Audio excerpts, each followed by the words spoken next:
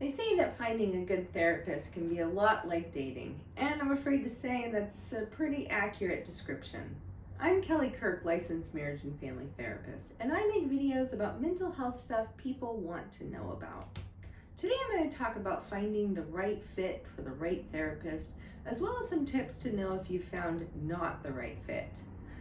So in the very beginning, I do encourage people to check out people's profiles on places like Psychology Today or Therapy Den or the Open Path Collective. Also checking out their websites or other social media things that they might have. Just really trying to get a sense of like who this person is, what do they do, what type of clients do they work with, and are they the right fit for you? You may want to set up some consult calls, or they call them a discovery call, usually about a 15 to 20 minute call, and you're really kind of interviewing them and just getting a sense of, are you guys going to be a good working team? You want to really see, like, do you like them? Do you feel comfortable with them? Do you feel like this is someone who's approachable for you? Might sound a little bit like dating, right? Yeah. And you are trying to find that person that you do have a strong connection with, that you do feel like is going to, create that space, that you found the right place to do this work that you want to do.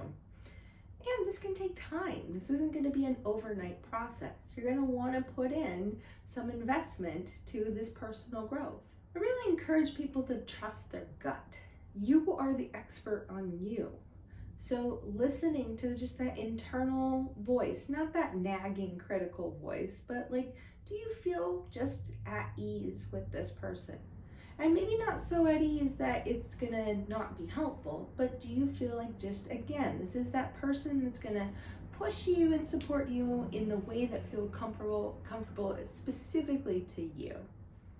So although it's reasonable to feel uncomfortable or nervous or a little fearful in the beginning of therapy, or at different points when you get vulnerable or just kind of going through the work.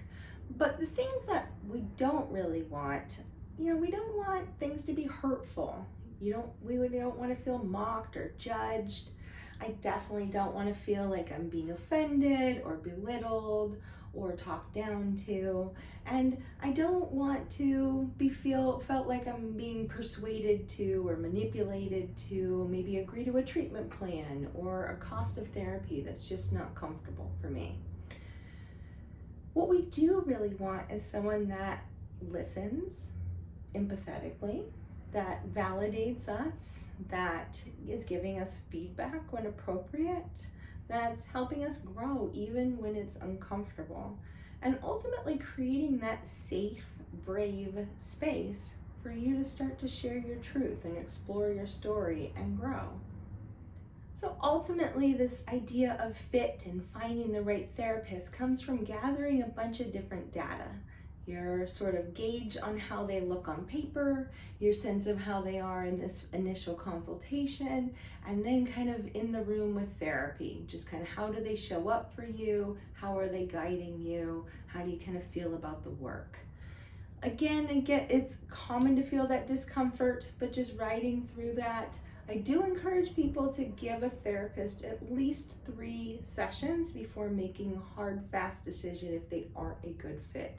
That's outside if there's something harmful, if your therapist is falling asleep on you, if you're just getting a really bad read, maybe boundaries are off or they're not holding to the schedule, those would be things to consider.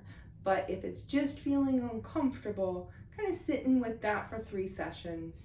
You can't always bring that up to your therapist. It is something worth talking about and see if there's some sort of commonalities or some sort of way they can support you in that discomfort.